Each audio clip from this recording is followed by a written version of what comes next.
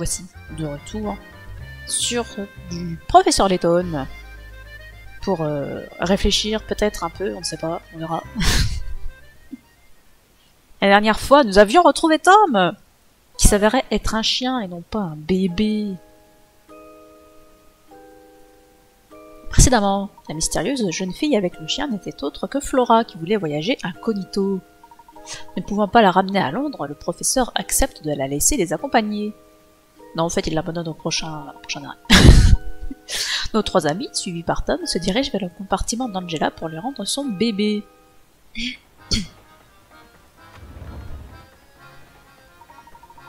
Oh, merci beaucoup, mon petit Tominou d'amour, tu as tellement manqué un moment. Bref. C'est lui, Tom. Je croyais qu'on cherchait un enfant, pas un sale cabot avec une coiffure improbable. C'est vrai qu'il y a une coiffure improbable. Comment osez-vous comparer mon Tomichou à un vulgaire bâtard? Scotland Yard n'a pas pour habitude de s'occuper des chiens errants. La prochaine fois que vous le perdez, retrouvez-le toute seule. De nos jours, les gens n'ont plus aucun sens des responsabilités. Venez, Barton, nous partons. À vos ordres, chef. Qu'est-ce que c'est que ces manières? Revenez ici tout de suite. Revenez, je vous dis. Bah, je ne vais pas laisser ce rustre gâcher mes retrouvailles avec mon petit Tommy Nounet. Il est tellement chou que j'avais peur qu'on l'ait capturé et qu'on me demande une rançon. Nous ferions sûrement mieux de ne pas lui parler du rôle de Flora dans cette histoire. Excellente idée, mon garçon. Oh. Vous méritez une récompense. Oui, je sais bien que c'est extrêmement généreux, mais j'insiste. Ah! Voilà qui fait plaisir. Il me semble que notre première étape sera un petit village pittoresque appelé Dropstone. Dans combien de temps devons-nous y arriver, professeur? Je n'en suis pas certain. Pour l'heure, nous allons devoir faire preuve de patience. Mystère résolu. On doit retourner dans notre compartiment.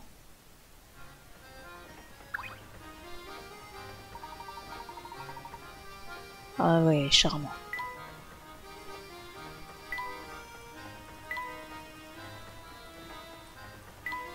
Pas d'énigme perdue. Au fait, Flora, où est-ce que tu étais cachée pendant tout ce temps? Eh bien, avant de trouver ce petit chien, je me reposais dans mon compartiment. Vraiment? Tu as un compartiment pour toi toute seule? Oui, c'est le compartiment central dans le wagon numéro 3. Ouah, tu sais que nous occupons le compartiment situé juste à côté du tien? Il n'y avait qu'une mince cloison entre nous, et pourtant j'étais loin de me douter que tu étais là. Mes facultés d'observation doivent être un peu rouillées. Que se passe-t-il? Pourquoi le train s'est-il arrêté? Il y a un problème? Samuel, espèce de grand adec, qu'est-ce que t'as encore fait? Relax, Big Boss, il y a un train en panne là-bas, enfin mieux de la voie, quoi. Tant qu'on le bouge pas d'ici, on bouge pas nous non plus. Alors bouge-toi un peu, justement, dégage la voie tout de suite. Je ne laisserai pas ton incompétence ternir la réputation de Voluntary Express. Ouais, mais bon, un train, ça pèse lourd, tu vois, comment je suis censé faire pour le bouger? Silence, je n'ai que faire de tes excuses, tu n'es qu'un fainéant qui mérite à peine son salaire. Débrouille-toi comme tu veux, mais j'exige que ce train soit déplacé sur le champ. Ok, relax, je vais voir ce que je peux faire, pas la peine d'hurler comme ça, tonton. Tonton, je peux être ton oncle, mais je suis aussi le directeur de cette entreprise. Il n'y a pas de tonton qui tienne durant les heures de travail. Ok, pas de panique, tout ce que tu voudras, monsieur le directeur. Bah, je suis bien trop tolérant envers mon bon à rien de neveu. Il passe son temps à se plaindre.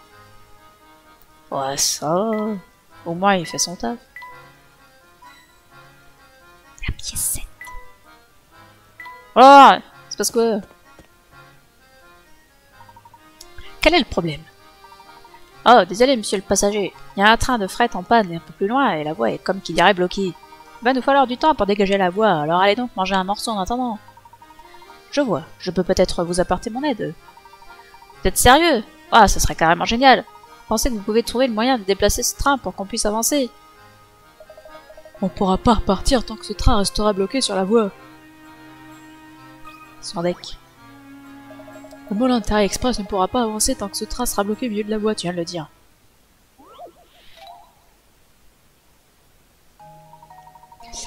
La position de ces deux trains doit être interchangée. Déplacer les wagons de chaque train un par un le long des rails afin de les placer dans l'ordre indiqué par les numéros à côté des rails.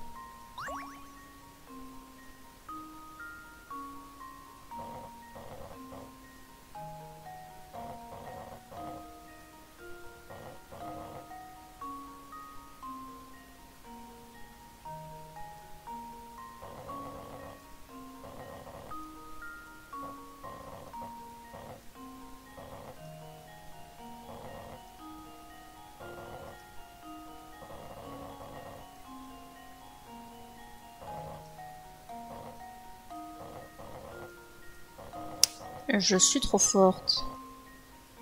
Ça va, c'est dans mes cordes. Voyons si ma théorie est la bonne. Toute énigme a une solution.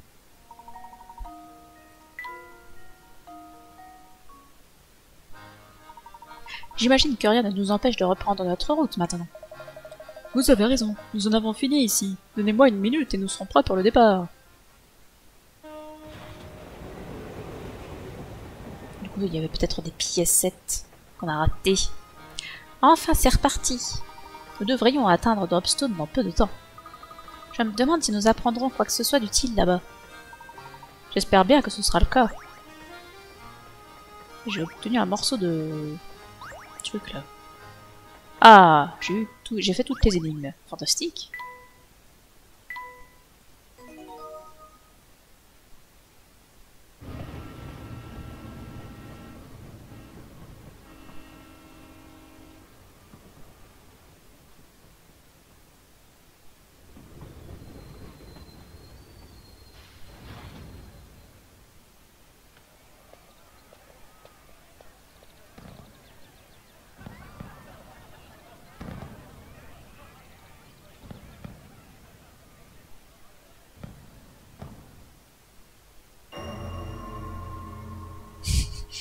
La musique qui fait peur avec Dropstone, un village bucolique. Ça va pas du tout ensemble. Le train a quelques petits ennuis techniques, alors on va rester dans ce patelin pour réparer. On en a pour à peu près 3 heures, alors en attendant, allez donc visiter un peu le coin. Excellente idée. Nous pourrions même apprendre des choses intéressantes dans ce village.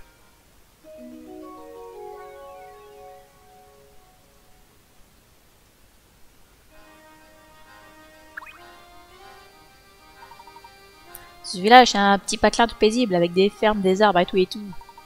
Mon oncle, le patron se balade dans le bourg, et l'inspecteur Grismine aussi, je crois. Le village fête ses 50 ans aujourd'hui, alors vous aurez tout plein de trucs à faire. Si j'étais pas coincé ici à bosser, j'irais bien voir ça, je vous le dis. Alors comme ça, ce village a été fondé il y a seulement 50 ans. C'est relativement récent comparé aux autres villages de cette région. Et cet endroit est si calme que je doute que nous y trouvions des indices sur le coffret céleste. Tu t'avances peut-être un peu trop, mon cher Luc. Souviens-toi, la réponse à une énigme se trouve souvent aux endroits les plus inattendus. Vous avez raison, professeur. Je vais garder les yeux ouverts. Ah, j'en étais sûr. J'aime bien mettre des piécettes dans les lampadaires.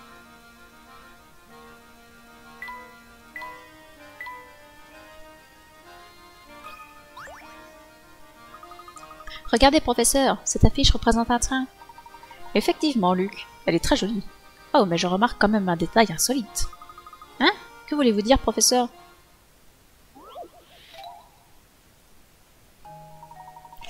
Il est parfois si difficile de regarder partir les gens qu'on aime. Combien d'adieux déchirants ont eu lieu sur le quai d'une gare? L'image ci-dessous représente un homme et une femme qui se font des adieux poignants. Cependant, un petit détail irréaliste se cache dans cette scène émouvante. Trouvez ce détail et entourez-le.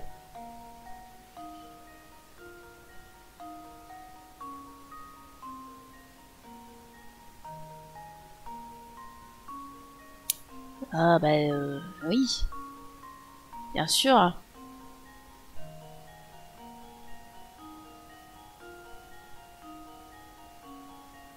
Ouais, par exemple, cette personne qui porte un sac plus gros qu'elle, c'est quand même assez perturbant, non?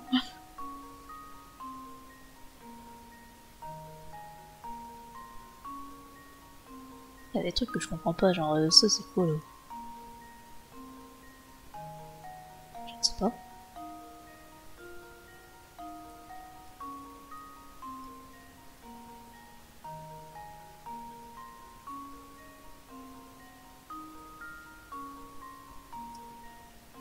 Je pense que c'est la fenêtre qui pose un problème. Oh, vous aviez une magnifique vue sur mon front. Parce que cette fenêtre-là, elle dépasse clairement dans le toit. Je ne pense pas qu'il y ait des fenêtres en plastique pliables dans les trains. Voilà ma réponse. Trop facile. Si l'homme ouvrait la fenêtre de cette manière, celle-ci traverserait littéralement le toit du train. La plupart des trains possèdent des fenêtres qui ne s'ouvrent qu'en partie pour éviter ce problème. Bien sûr, de nos jours, la majorité des trains sont climatisés et possèdent des fenêtres qui ne s'ouvrent pas du tout. Hey, j'ai trouvé ce qui n'allait pas, juste ici. Ouais. Pièce d'appareil photo.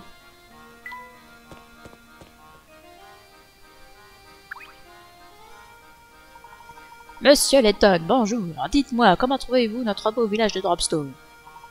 C'est un endroit charmant. L'air de la campagne nous change agréablement de la vie à Londres.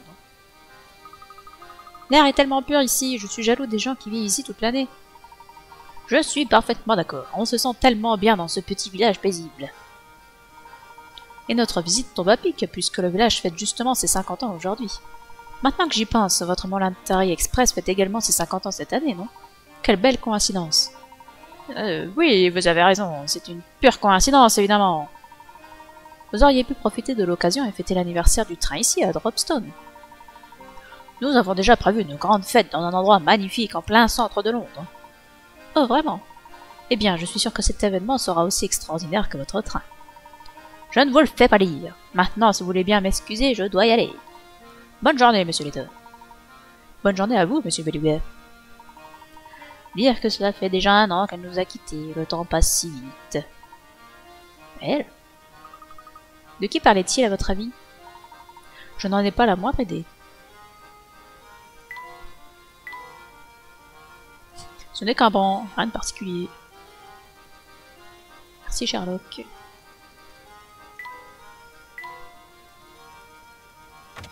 Mais non, mais je voulais pas y aller. Je cliquais sur les fenêtres, pas sur la cabane.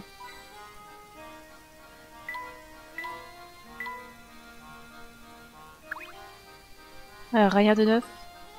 Tiens, regardez qui voilà! Salut les jeunes! Oui, ils m'ont forcé à sortir du train. J'ai toujours ma réserve avec moi, alors si vous cherchez une énigme, vous savez regarder. Ah, j'ai la voix cassée. Vous me trouverez ici jusqu'à ce que les réparations soient terminées. Revenez vite me voir. Je sais plus de quelle voix j'avais fait une voix absolument horrible. J'aurais dû commencer par l'autre côté. Il a une tête, lui. Ah non, mais je reviens sur le quai. Moi, je pensais qu'on allait vers le mur, là-bas. Pas du tout. Bon bah... explorons.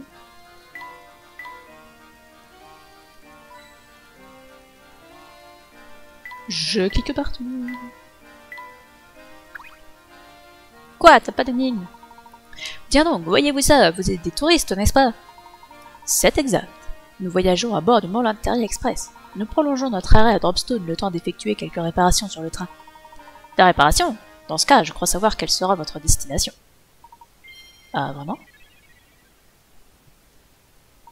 Et quelle est-elle? Hein? Oh, ne faites pas attention à ce que je dis, je réfléchissais tout, c'est tout. Au fait, vous savez que Dropstone est en fête aujourd'hui. Nous fêtons le 50e anniversaire de notre village. Mais vous avez misé avec nous. Tu es louche, mec. Tu me donnes des informations partielles. Waouh, il y a vraiment plein de choses à voir. Je n'ai jamais participé à une fête de ce genre, c'est fantastique.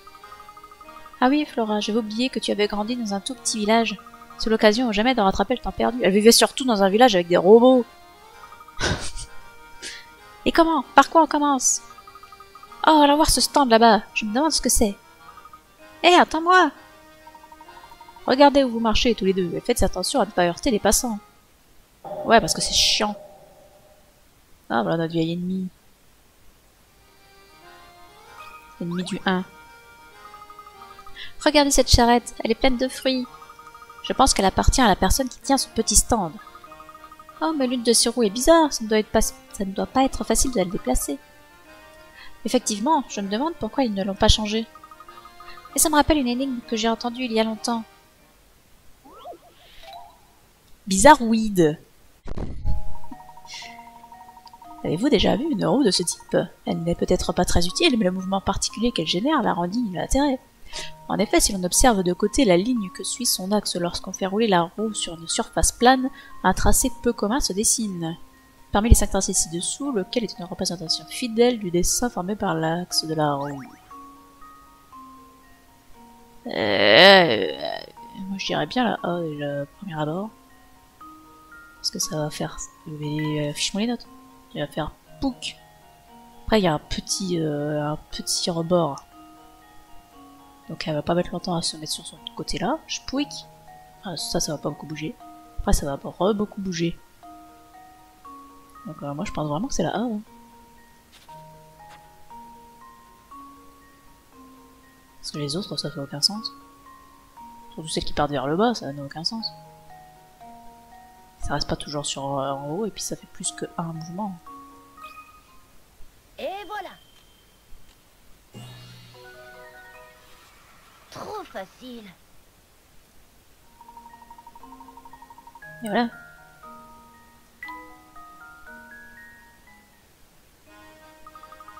C'est bien ça, Luc. Tu as trouvé la réponse très rapidement. Si tu connais d'autres énigmes, je me ferai un plaisir de les résoudre. Je n'avais jamais entendu celle-ci, merci de t'en être souvenu. Hihi, de rien, j'en ai même quelques autres en réserve, tu sais. Mais non, mais reclique pas dessus comme ça.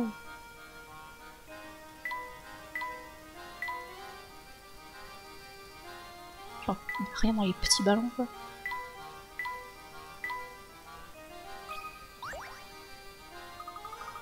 À quoi peuvent bien servir ces flèches?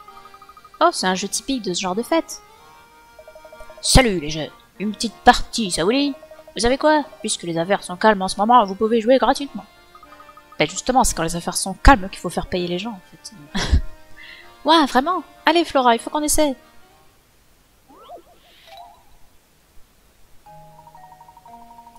Un sac de friandises est suspendu à l'une des flèches plantées dans le mur. En imaginant que toutes ces flèches sont parfaitement droites, laquelle des flèches A, B ou C est celle qui retient le sac? Eh bien, on va essayer de faire des traits parfaitement droits, ce qui n'est pas gagné.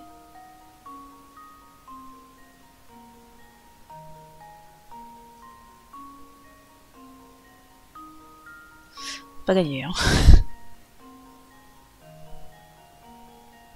Ouais, hein, ça va être la orange. Hein. C'est là le bien au-dessus. Bon, je sais bien que j'ai pas fait droit, mais...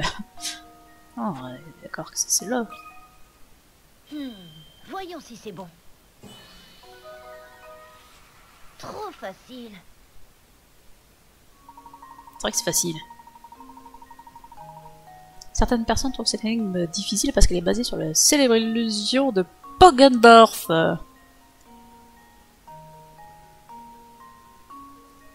Ouais, mais sur celui-là, c'est pas extraordinaire l'illusion, je trouve. Bien joué, petit. Voilà un petit quelque chose pour te récompenser. Vraiment, super, merci. Pour l'appareil photo, mais il m'aurait offert un truc pour le hamster, ça aurait eu plus de logique. Pourquoi un type dans une fête foraine t'offrirait un morceau d'appareil photo? Ça n'a aucun sens. Ah non, mais j'ai pas parlé.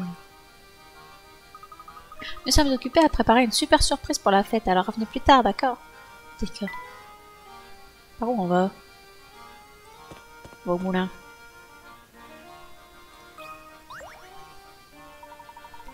Nous avons de la chance, le temps est idéal pour célébrer le cinquantenaire de notre village. Ma mémoire me joue parfois des tours, mais je ne crois pas vous connaître. Vous êtes de passage? Vous êtes blessé, vous êtes bloqué ici à cause du train, sans doute. Ce n'est pas la première fois que ça arrive. Ce train a beau être luxueux, j'imagine que sa mécanique n'est pas si bien huilée que ça. Ne faites pas cette tête, les réparations prennent rarement plus que quelques heures. Et avec le cinquantenaire, vous aurez largement de quoi vous occuper en attendant. Merci pour ces informations. Si vous avez un moment, j'aimerais savoir si vous connaissez une relique appelée coffret céleste. Oh misère, oh misère, je regrette tellement de ne pas pouvoir vous aider. Pardon? Bien, je crois que j'ai passé suffisamment de temps à discuter avec des inconnus aujourd'hui. Pour être franc, j'étais plutôt de bonne humeur avant que vous ne veniez me déranger. C'est fini. Alors si vous voulez vous excuser d'avoir gâché ma journée, Résolvez donc cette énigme. Bah super. Ils sont l'air aimables les gens ici. Un golfeur professionnel possède un don incroyable. Il est capable de réaliser des putts de distance toujours égales. Pourtant, bizarrement, ses coups lui permettent uniquement de couvrir les distances suivantes. 3, 5, 7 et 11 mètres. Notre golfeur est sur le green, à 20 mètres du trou. Combien de coups lui faut-il au minimum pour mettre la balle dans le trou? Attention, si la balle est lancée sur une distance plus longue que celle menant au trou, elle continuera sa course sans tomber dedans. Évidemment. Sinon, c'est facile.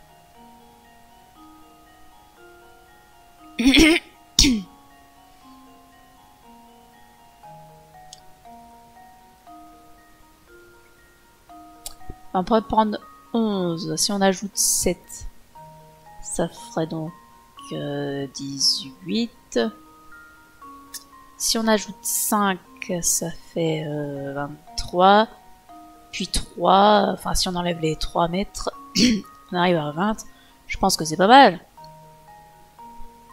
Ça ferait 4 coups. On m'étonnerait qu'on puisse faire moins. Si on fait 7, puis 7, ça fait 14.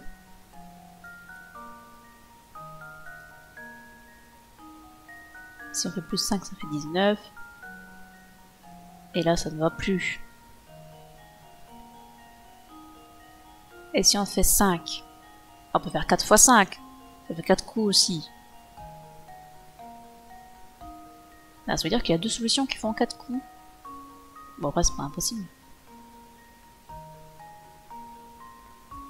Si on fait 11 et qu'on ajoute 3, on arrive à 14. Donc ça ne va pas, ça ne va pas non plus. Je pense qu'il serait difficile de faire moins que 4 coups.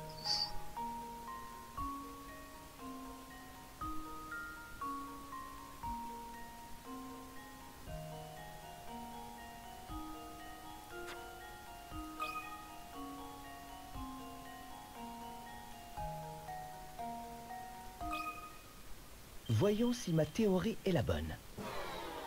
Eh ben, Tiens donc, voilà une énigme fort intéressante. faire des choses incroyables.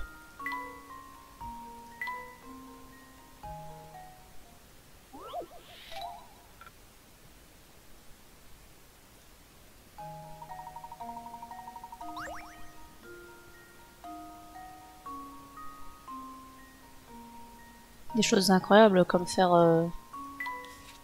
genre 11 et 11.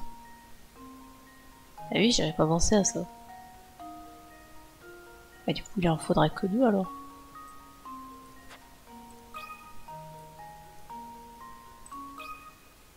Et voilà ma réponse. Et en plus, c'est un peu marqué sur le schéma en fait. Toute énigme a une Faut solution. juste y penser quoi. Et oui, évidemment. Il n'a jamais été dit qu'il était interdit d'utiliser toute la surface du green, hein. Et bien sûr. Allons. Bien joué, bravo. Vous êtes plus intelligent que vous en avez l'air. J'ai oublié la voix que je lui avais fait. Et j'aime bien votre chapeau. J'ai un très joli chapeau.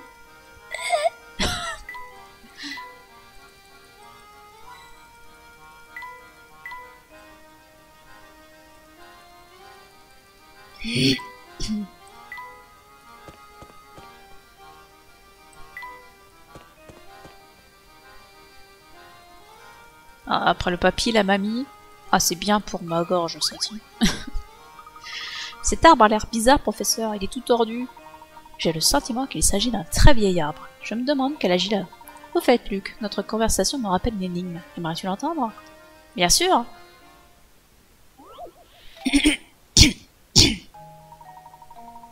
Une rangée d'arbres borde cette petite route de campagne. Ces arbres sont tous placés à une certaine distance les uns des autres.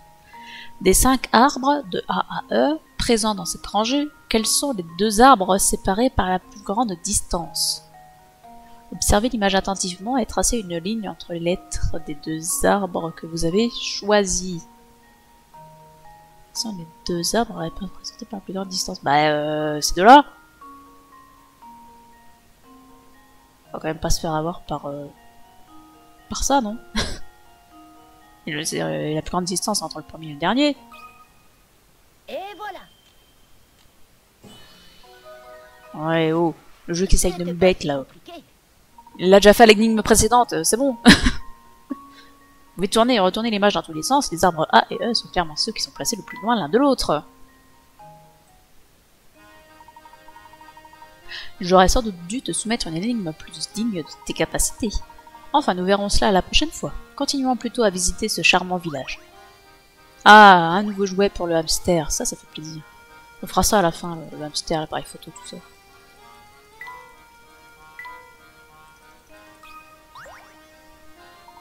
Bonjour, bonjour, j'ai un petit problème, voyez-vous. Auriez-vous la bonté d'aider une vieille dame? Quel est donc le problème qui vous tourmente, chère madame? Un de mes chers oisillons est tombé dans un trou juste ici. Je voudrais aider ce pauvre chéri à remonter, mais que puis-je faire? Avez-vous une idée? Nous pouvons toujours essayer de l'aider. Poussin en détresse. Oh non, Poussin, le pauvre petit oiseau de Jasmine, est tombé dans un trou très profond. 3 chemins s'offrent à lui, lequel d'entre eux permettra à cette pauvre petite bête de revoir la lumière du jour. Bien, nous allons voir ça tout de suite.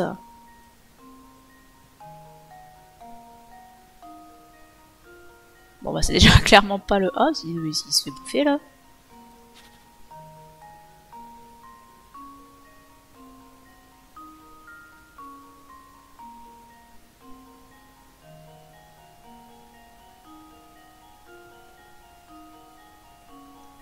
Eh bien c'est le B. Comment je réponds? Ah bah comme ça. Oui, je suis confiant. Tout est clair désormais. Ça valait 35 ça, mais c'est même pas difficile, c'est même... Il n'y a même pas besoin de réfléchir pour le coup pour ce genre d'énigme. Trop facile. Vas-y, on peut sortir de ce trou en suivant le chemin B. Les autres chemins le mèneront soit plus profondément sous terre, soit droit dans la gueule d'un serpent affamé. Pauvre bête.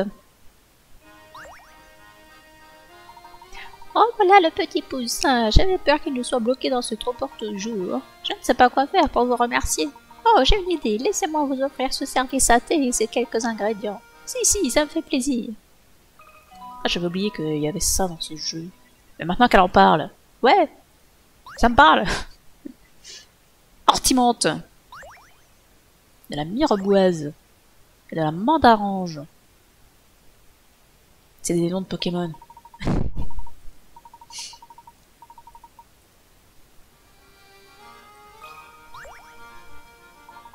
Oh, bonjour, vous tombez à pic tous les deux. Vous voyez, j'essaie d'emballer cette fleur pour l'offrir à un ami, mais ce n'est pas facile. Je suis douée pour faire pousser des plantes, mais je n'ai jamais réussi à faire un bel emballage. Vous voulez bien m'aider? J'ai bien fait de lui reparler. Jasmine souhaite emballer joliment cette fleur pour l'offrir à un de ses amis. Comment doit-elle commencer l'emballage de cette fleur afin d'obtenir le même résultat que sur le dessin de gauche?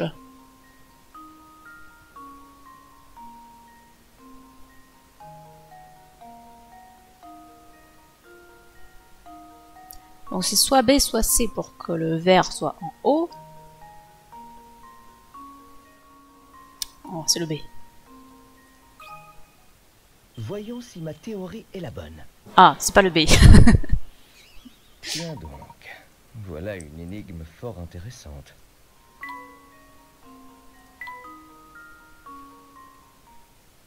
Mais pourtant dans ma tête ça se passait bien. Parce que du coup, si tu le roules comme ça, bah, il va forcément y avoir le vert au-dessus là. Ça peut pas être le A et le D, puisque A et D ils vont avoir la pointe ici blanche.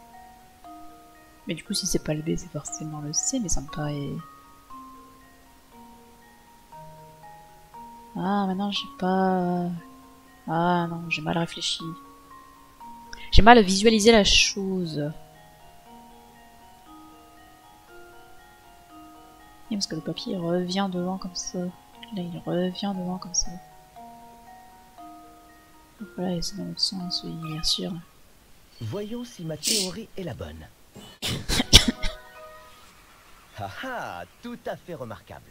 Ah là, j'aurais pu avoir tous les points. Raisonner en 3 dimensions, c'est pas forcément évident. Excellent travail, messieurs. Vous m'ôtez une belle épine du pied. Ah, un autre jouet encore. Ça fait plaisir. Pour vous remercier, je vais vous donner quelques conseils pour la préparation du thé. Je suis sûre que vous maîtrisiez déjà les bases, n'est-ce pas? Mélanger les 3 ingrédients que je vous ai donnés permet de préparer un thé délice fruité. Maintenant, vous pouvez aussi improviser bien d'autres recettes. Essayez de mélanger 2 doses de mirepoix et une dose d'autre chose. Trouvez la bonne association d'arômes et vous obtiendrez un thé sucré incomparable. Si vous trouvez d'autres ingrédients lors de votre périple, créez donc vos propres mélanges. Il ne tient qu'à vous de découvrir des recettes exceptionnelles aux arômes subtils. Est-ce qu'on va reparler au vieux, là, parce qu'on lui avait parlé qu'une fois, alors que la vieille, on parle 2 fois, elle nous donne 2 énigmes. Non, lui, il ne nous redonne pas d'énigmes. Vous ne devriez pas parler de ce coffret à n'importe qui. Certains pourraient ne pas être aussi courtois que moi si vous abordez le sujet. Très bien. Bon, mais je suis quand même curieuse, moi, de tester tout ça. Oui, oui, oui, oui.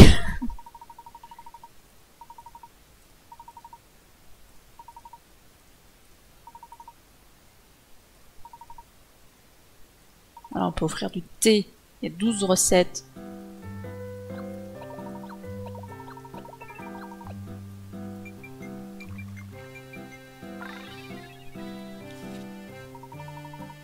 Ah, c'est à la fois sucré et un peu amer, génial. Ce thé a vraiment une saveur exquise. Je pense même qu'il serait tout aussi délicieux froid. Ah oui, et puisqu'il est si bon et si léger, je suis sûre que tout le monde l'appréciera. Certainement, moi-même je suis conquis par son arrière-goût fruité.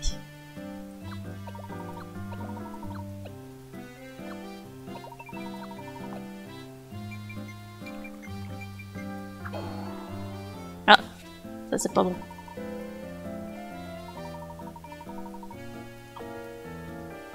Bon, mettre 3 doses d'un même ingrédient, c'est peut-être pas la bonne idée apparemment.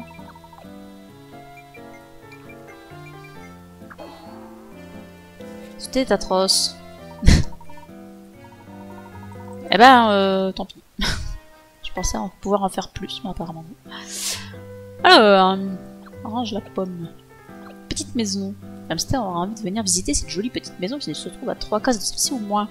Et qu'aucune pomme n'est là pour le distraire, bien sûr. Ça va être pour tous. Le hamster sera attiré par cette souche d'arbre qui se trouve à 3 cases ou moins. Yes, il se trouve à 3 cases ou moins. Alors, 1, 2, 3... 1, 2, 3... 1, 2, 3... Et 3... Allez, vas-y mon gars. Je suis pas très doué pour le sport. Oh, mais tais-toi. Tu es un hamster, tu ne peux pas parler.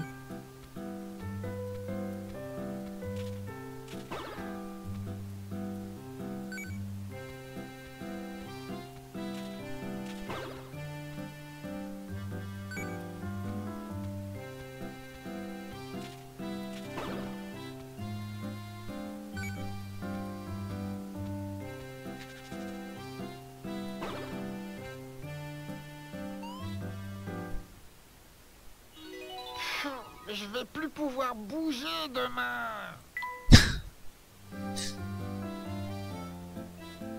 Objectif 14. Et du coup, ce sera pas pour maintenant. Bon, puisqu'on est là, sur l'appareil photo en même temps.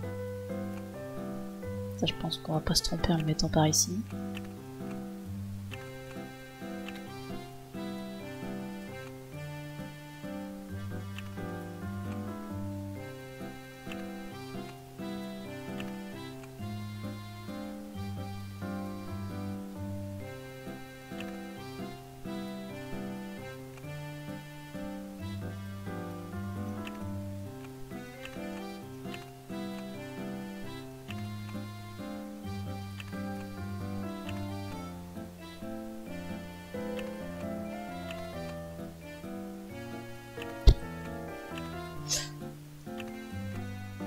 Je ne sais pas trop où ça se mettrait. Bon. Bref. La voie est libre. Regardez tous ces stands. Cette fête m'a l'air très réussie. Toute cette effervescence est très divertissante. Je suis contente d'être venue. Restons un moment ici et faisons le tour de la place. Excellente idée. Oui, merci le jeu, t'as pas besoin de me dire ça. Je vais l'explorer de toute façon. Regardez ce petit monument, professeur. C'est sans doute un monument commémoratif. Regardons ce qui est inscrit. Réflexion intense. Le village de Dropstone a été fondé il y a 50 ans. Pour célébrer l'événement, les villageois ont fait construire un monument commémoratif. Hélas, le sculpteur a commis une erreur et a gravé la mauvaise date sur le mémorial. À force de réflexion, les villageois ont trouvé le moyen de corriger l'erreur de l'artiste étourdi. En transformant le monument d'une certaine manière, ils sont parvenus à corriger le problème. Devinez en quoi le monument a pu être transformé et retrouver la date exacte, jour et mois, de la fondation de Dropstone. Répondez en 4 chiffres.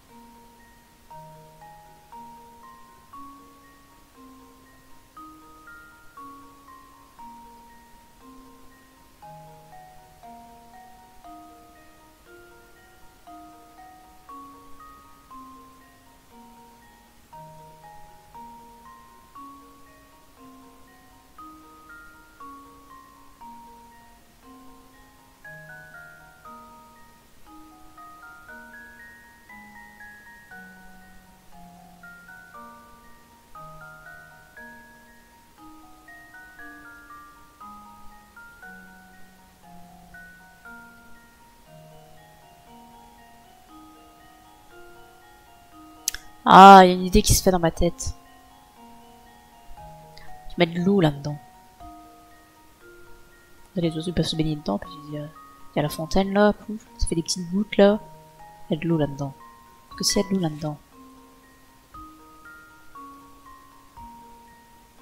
Là, ça reste 1. Ça par contre ça devient 3. Là en principe ça reste 8.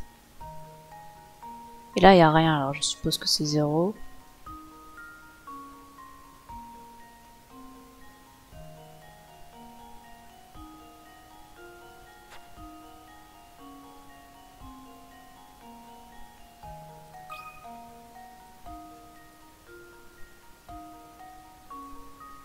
Je suis pas sûr pour le 0. Mais je vois pas trop ce que ça peut être d'autre. Et le 8, il peut pas se transformer en 0. Voyons si ma théorie est la bonne. Haha, tout à fait remarquable. Transformant le monument en fontaine et si le bassin est rempli d'eau à ras-bord, c'est la date du 13 août qui apparaît grâce à un jeu de réflexion. Fantastique! D'après cette inscription, le village a été fondé par un voyageur il y a 50 ans. 50 ans, ça représente beaucoup de temps pour une personne, mais assez peu pour un village. Voilà qui est joliment dit, Luc. Toutefois, certaines questions demeurent sans réponse. Pourquoi ce voyageur s'est-il installé ici? Bah, pourquoi pas, ça a l'air sympa comme endroit. On ne fonde pas un village pour n'importe quelle raison. Quelles pouvaient être ses motivations?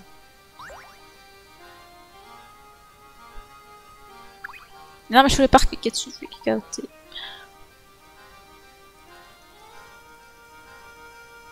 Oh, pas de pièces dans la couronne, je suis déçue.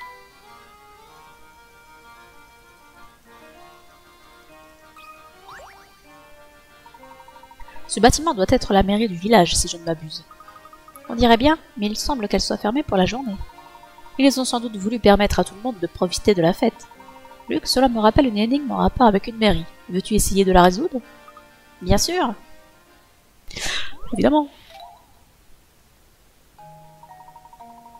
Les élections municipales approchent et 3 candidats qui se détestent se sont présentés. Ces 3 candidats inclus, la commune compte 40 habitants en âge de voter. Pour être élu, un candidat doit obtenir plus de votes que les 2 autres. Si chacun des 40 votants vote une fois et s'il n'y a aucun vote blanc ou nul, quel est le nombre minimum de votes dont un candidat a besoin pour être certain de remporter l'élection?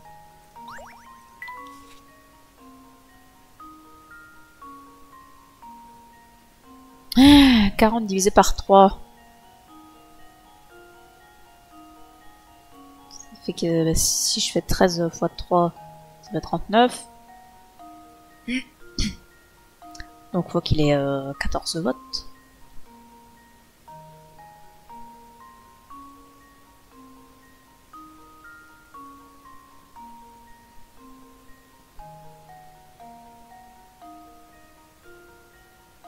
façon, tout le monde vote. Mais les candidats qui se présentent, ils votent aussi. Hein. Pas de raison qu'ils votent pas.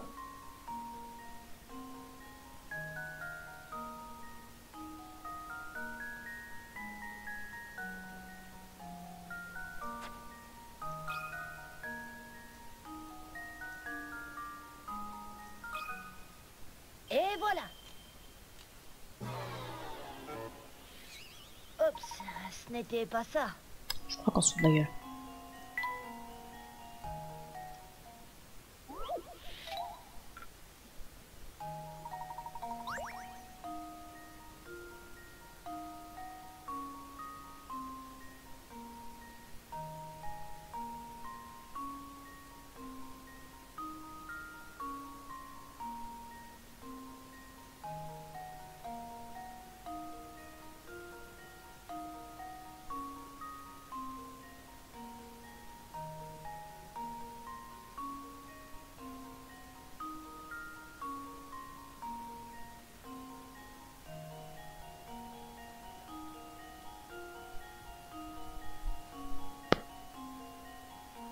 Si on retire les 3 types là, du coup ils ont besoin de 13 votes. Mais dans ce cas-là, c'est un peu naze de dire qu'il y a bien les 40 votants.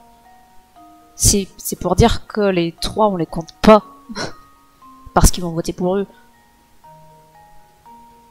Mais ça compte quand même comme un vote. Donc il en a besoin quand même du vote. Bon écoute, on va répondre aux 13 et puis on verra bien ce qu'il raconte. Voyons si c'est bon. Bon bah c'est pas 13 non plus. Mais pourquoi? Alors là, je sèche. Il y aura celui qui a 14 votes, il en a forcément plus que les 2 autres, alors c'est quoi le problème?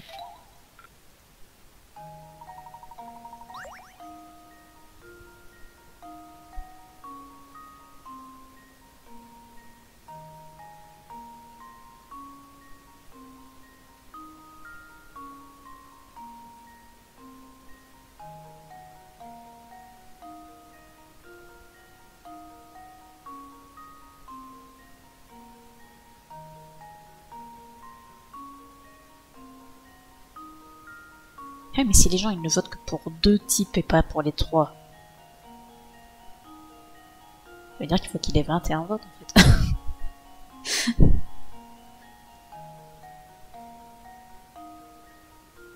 Pour être certain de remporter l'élection. Genre il y aura pas de deuxième tour quoi. S'il a 21 votes.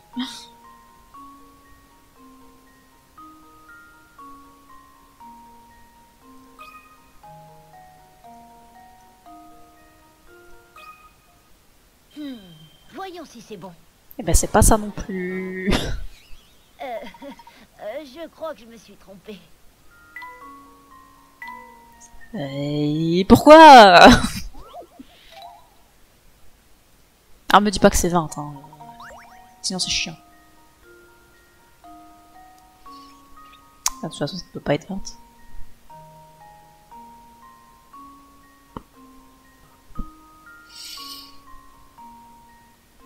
Vas-y, on va prendre des indices. Essayez de réfléchir au nombre de votes total en excluant les votes des 3 candidats. Oui, bah c'est déjà fait. Ça vaut bien qu'ils votent quand même, les 3 candidats, de toute façon. Attention, comme tous 3 veulent remporter cette élection, ils vont très certainement voter pour eux-mêmes. Merci bien, ouais. Ça veut dire qu'il faut 20 votes. 40 votants, bon les 3 votes des candidats, ça fait 37. Le nombre de votes nécessaires pour avoir la majorité quand il y a 37 votants et ajoutez-y un vote pour obtenir la réponse.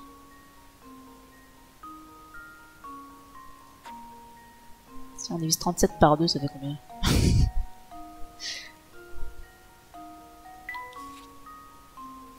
Même 36 par 2, ça fait combien?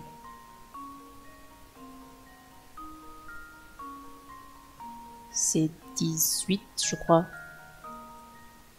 8 et 8, 16. Oui, c'est ça. Donc 18.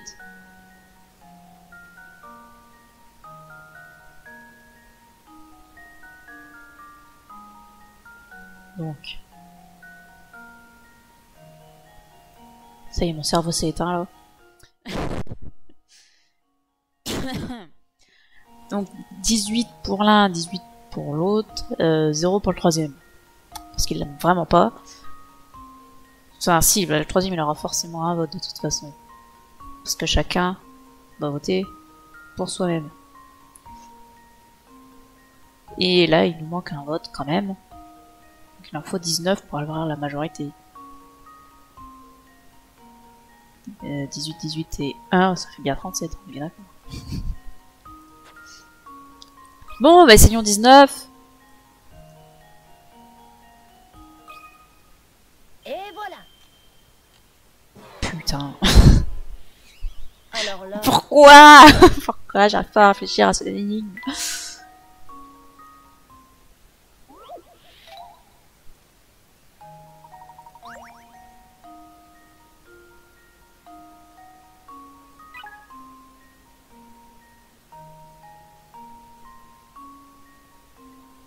Ah oui, mais je l'ai fait ça et ça marche pas là.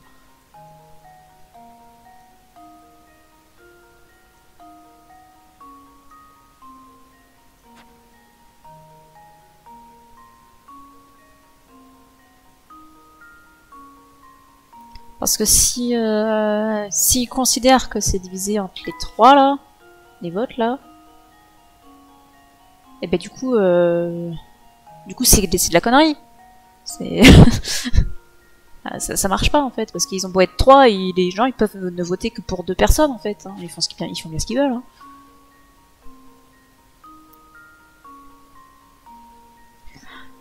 Admettons qu'on le divise par 3. Oh putain, ça va être compliqué ça, de diviser par 3. Là, déjà on arrive à 30. Plus le 1 et ils se votent 1 à tous. On arrive à 33. On en rajoute 1 à tous. On arrive à 36. Donc il en faut 1 de plus. Donc ce serait éventuellement, si on compte pas leur propre vote, et qu'on considère qu'ils votent pour les 3, il en faudrait 12. Ça me paraît improbable. On va essayer. Mais si vraiment c'est ça la réponse, je conteste. voilà ma réponse. Bon, ça va, c'est pas ça la réponse. Alors là, je sèche. Ouais, bah c'est bien le cas de le dire, ouais. Bon, est-ce qu'il faut compter leur propre vote ou pas, du coup? Parce que dans les indices, ils disent qu'il faut pas le compter. Alors s'ils disent qu'il faut le compter, mais ils vont voter pour eux-mêmes.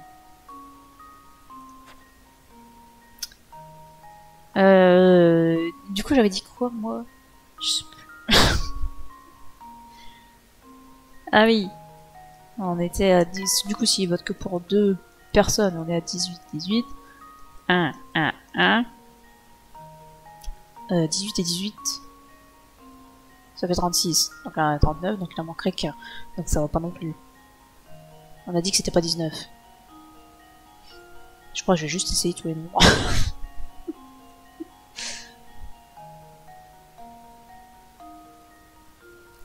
Ah mais non, mais j'ai pas essayé 20. Attendez, j'ai pas essayé 20. Si je compte le vote du type qui vote pour lui-même. Voilà ma réponse. Bah voilà.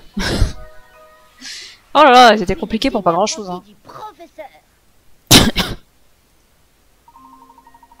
Moi j'avais compté 21 parce que j'avais compté le vote du type. Le vainqueur doit obtenir au moins 20 votes pour être sûr d'être élu. Puisque les candidats ne se supportent pas, ils vont tous voter pour eux-mêmes. 40 votes moins ces 3 votes. Donc 37 votes, le vainqueur aura besoin de la moitié des votes, c'est-à-dire 19. Ajoutez le vote du vainqueur pour lui-même et 20 votes. Oh. Ça m'a achevé ça, tiens. Bien joué. Maintenant, nous devrions essayer d'en apprendre plus sur ce village. Ouais, bah on en apprendra plus une autre fois. Je crois que mon cerveau est parti là pendant cette énigme. Enfin, après, j'étais... Au début de ma réflexion, j'étais sur la bonne voie avec le fait d'avoir... avec le fait que les gens ne votent que pour 2 candidats. C'est juste qu'en fait, il faut pas compter les voix des candidats. Et c'est con. Bon bref, c'est pas grave. On ne peut pas réussir toutes les énigmes en 2 secondes, hein, après tout. Ce sera un peu simple. Bon, petite sauvegarde. Pourquoi il est marqué à l'aide là? Qu'est-ce qu'il veut? Qu'est-ce qu'il veut? Pourrais-tu me préparer un thé à base d'ortiments, de mirepoix et des trucs machin? Ça là?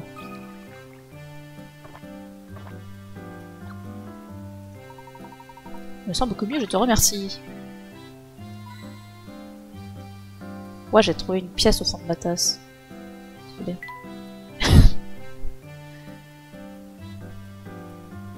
Et bah très bien.